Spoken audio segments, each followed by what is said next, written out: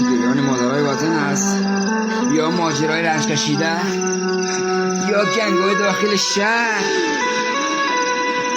مهراب تخاری، آجاک رکورد، 7 خط، بیت آجلی. بازم دیگه به نام خانم، وطن شکسته، وطن پر زخم، دلها شکسته، قلبا پاره پاره، حنجرها زخمی، دستا پر خون. هر شب بازم یه حمله جدید، هر روز بازم انتیاری جدید. بازم میخوانم با قدرت، با بیت مخیش، بازم میخوانم. دیگه شاخ نشدم لادای محل ما، دیگه بازم به نام افتخار به داداش میرم جلو. با قلم جنگو میرسم به قله ما. همو قله پنشیر است هموطنای ما، اوجا کشته شدن طالبای لاشخور دور بری ما.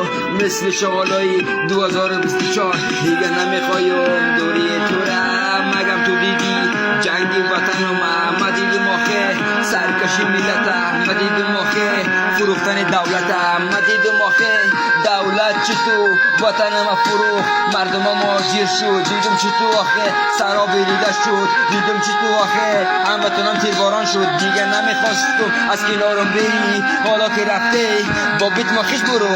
دیگه نمیخواستم دولت غنی را، دیگه نمیخواستم عبدالله گگتا کرزه تمرز با دکتر عبدالله.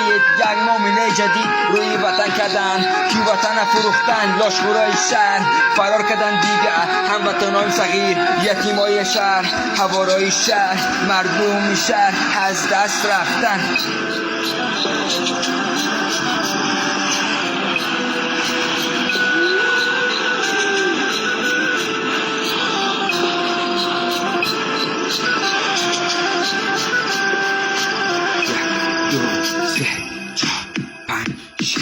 بازم دیگه سالی نوست، سالی جشن احمد مسعود تولدیت مبارک باشه.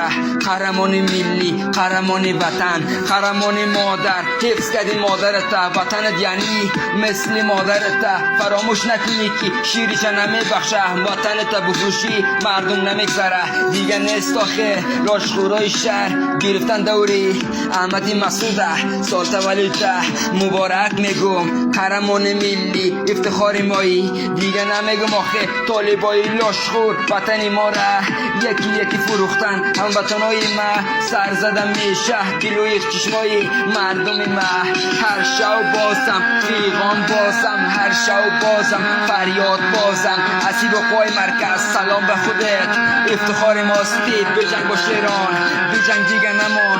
پس از جنگل تو کی بودی سلطان جنگل دیگه. شغالای دورت، شغالای قهر پس شده. دیگه تو برو پیشرفت تو، مثل شاهینی که فریاد میزنم، مثل مهرابی که به نامت میخوانه هر شب و هر روز با بیت مرید.